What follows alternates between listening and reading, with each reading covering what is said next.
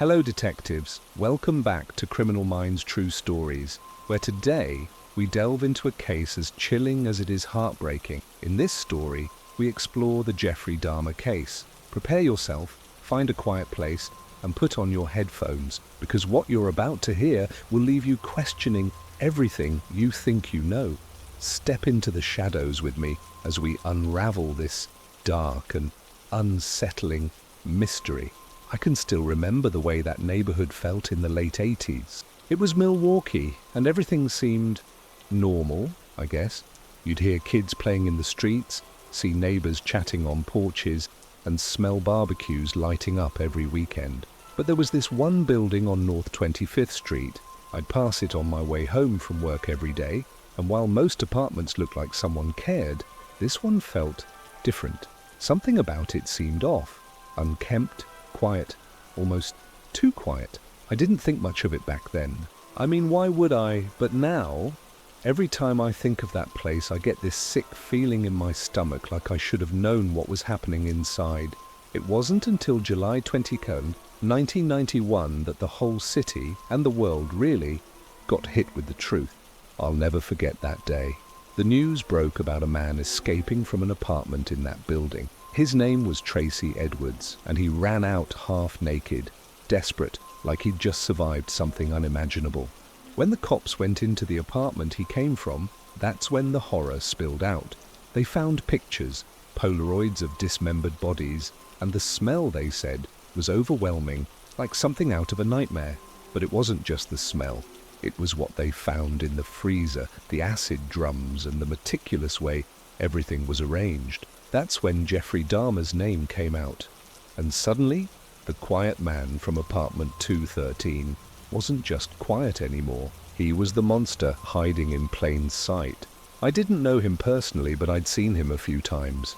Jeffrey Dahmer wasn't the kind of guy you'd notice right away. He wasn't loud or threatening, just another face in the crowd. People said he'd keep to himself, occasionally chatting with neighbors, but never giving much away. Looking back, that's probably why he got away with it for so long. Even the people who lived right next door had no clue. But here's the thing that still gets me. There were warning signs. People had complained about the smell, the strange noises at night, and even a time when one of his victims almost escaped. That kid, Conorak Synthesomphone, just 14 years old, was found wandering the streets, drugged and bleeding. Neighbors called the cops, but Dahmer convinced them it was just a lover's quarrel. They left the boy with him, and the rest, well, you know what happened. That day in July, when the cops finally caught him, it wasn't just shocking, it was infuriating. How did he go unnoticed for so long? Why did nobody put the pieces together?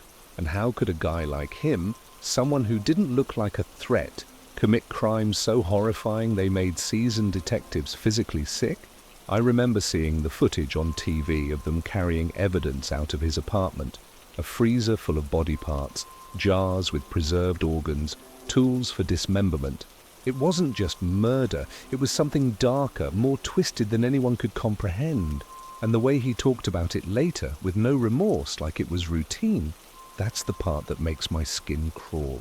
When the full scope of what Dahmer had done came out, it was like the entire city went into collective shock. The details weren't just gruesome, they were incomprehensible. He wasn't just killing people, he was keeping them, freezing their body parts, eating some of them, and even trying to turn some into, I don't even know what to call it, zombies, maybe? There was this thing he did where he'd drill holes into their skulls while they were still alive, then pour acid or boiling water inside.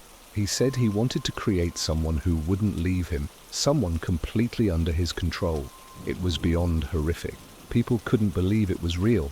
I couldn't believe it was real. And then there was his apartment itself. I've seen pictures of the crime scene. It's burned into my brain now. The fridge had human heads inside, next to soda can. There were bones in a drawer like they were souvenirs. The whole place was a maze of atrocities, a 57-gallon drum filled with decomposing remains, a blood-stained mattress, and even a shrine he was building out of skulls. They said he was planning to use it for some kind of ritual, though even now no one really knows what he was thinking. How do you even begin to make sense of a mind like that? It's like he lived in this entirely different world, one where people were just objects to him. What shook me the most was how ordinary he seemed to everyone around him. People who knew Dahmer described him as polite, soft-spoken, even shy. He wasn't the creepy guy lurking in the shadows. He was the guy who'd offer you a beer or ask how your day was. That's what made it so much harder to reconcile the man with the monster. I remember hearing about how he worked at a chocolate factory and how his co-workers never suspected anything. He'd even bring sandwiches to share with them, which, knowing what we know now, sends chills down my spine.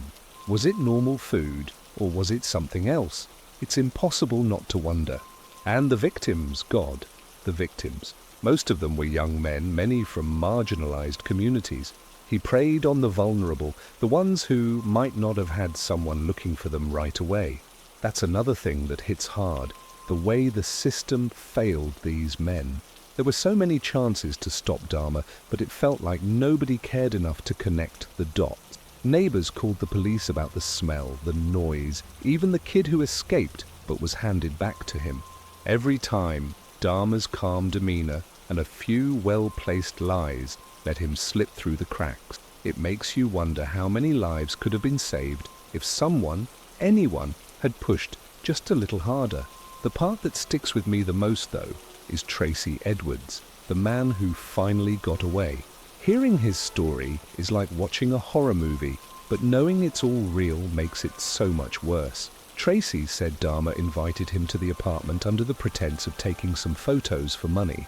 When he got there, Dahmer seemed friendly enough at first, offering him a drink, but that drink was spiked. Tracy started feeling off almost immediately, but by then, Dahmer had locked the door and pulled out a knife. He told him he wanted to take pictures, but everything about the situation was screaming danger.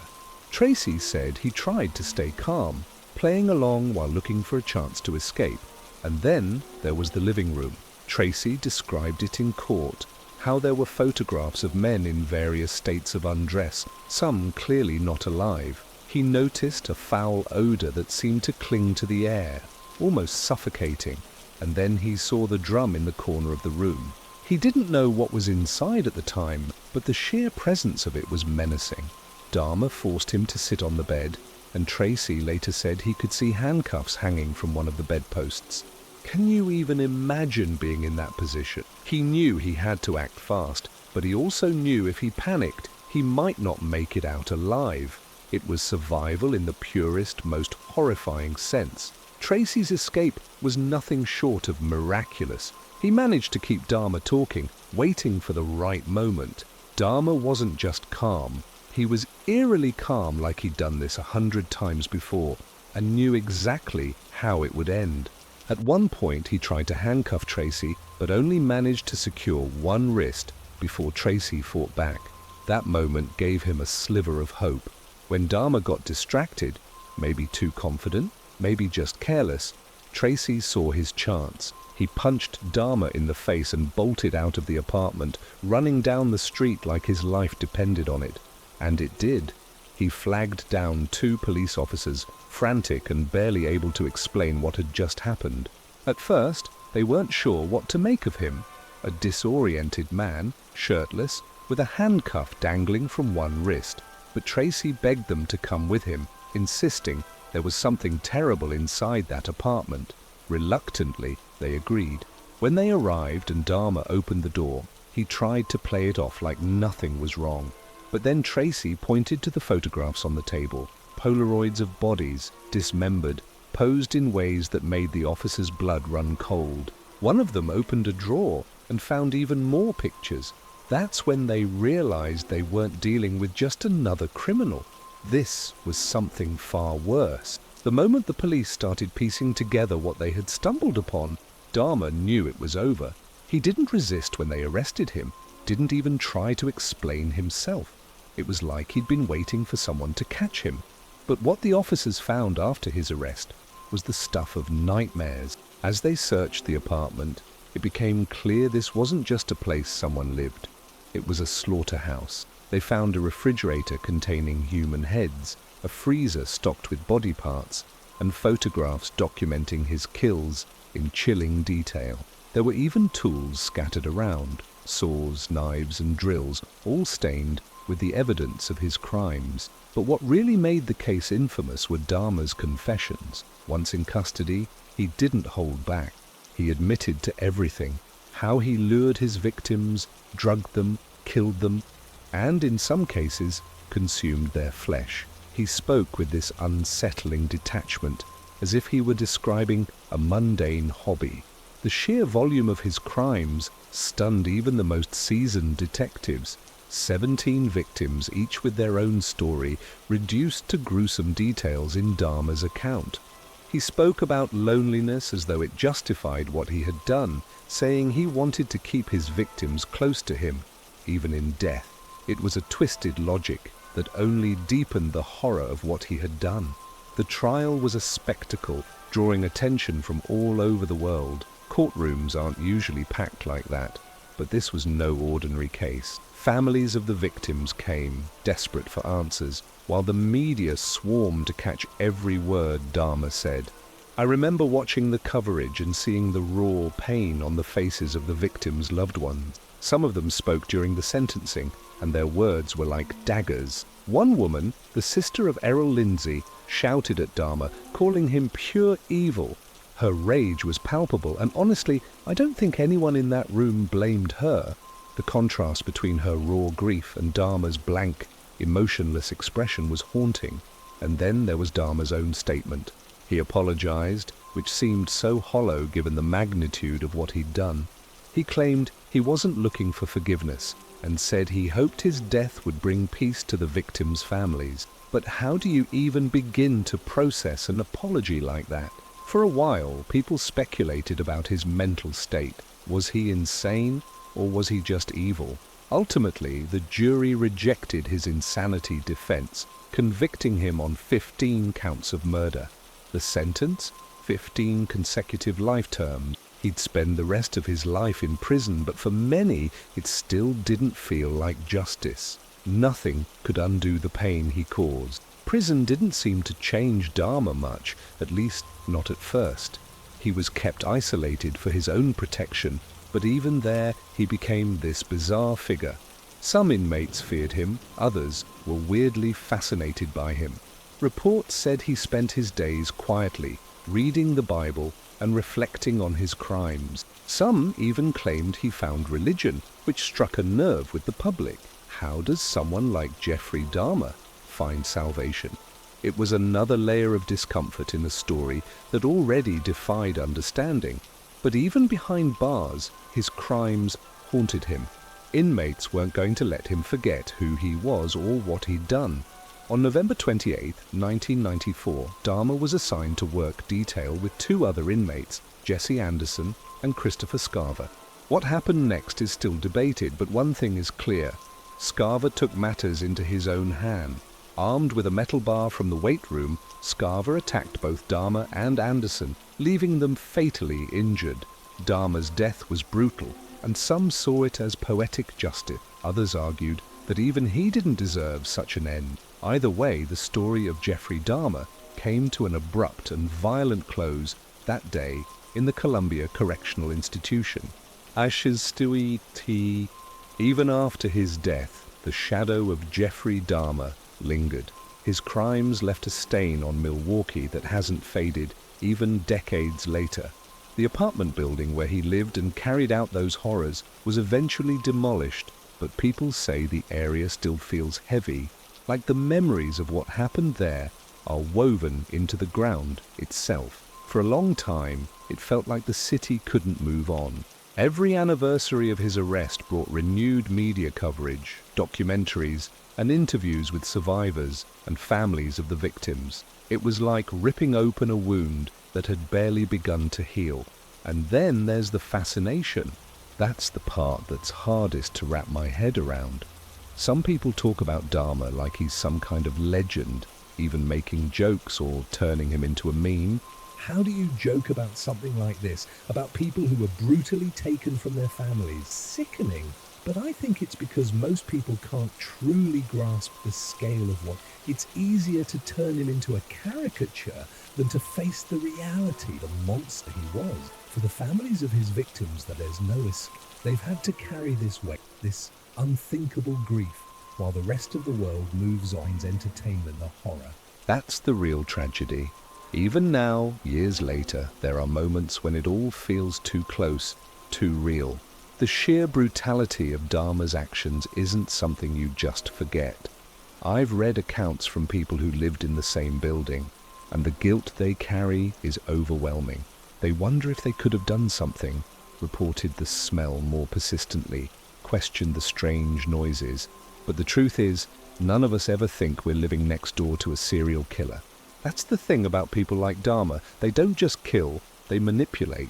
They hide in plain sight, making you question your instincts, your reality. For me, the scariest part isn't what he did. It's how long he got away with it. He wasn't a ghost or some master criminal.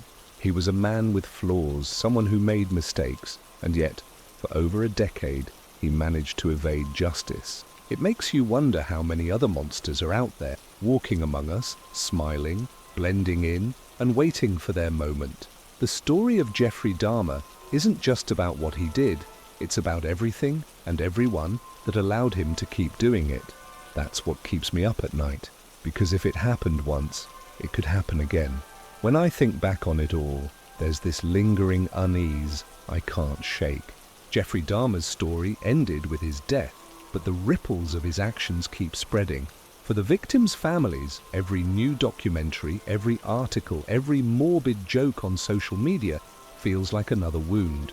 And for the rest of us, his case is a reminder of how fragile our sense of safety really is. We like to believe we'd see the signs, that we'd recognize the evil hiding behind a friendly face. But Dahmer proved how wrong we can be, and that's what makes it so haunting.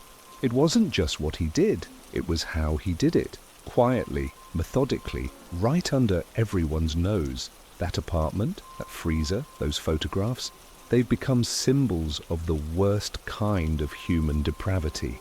And yet the most terrifying part is that he wasn't caught by some grand investigation or clever detective work. It all came down to one man, Tracy Edwards, finding the courage to run.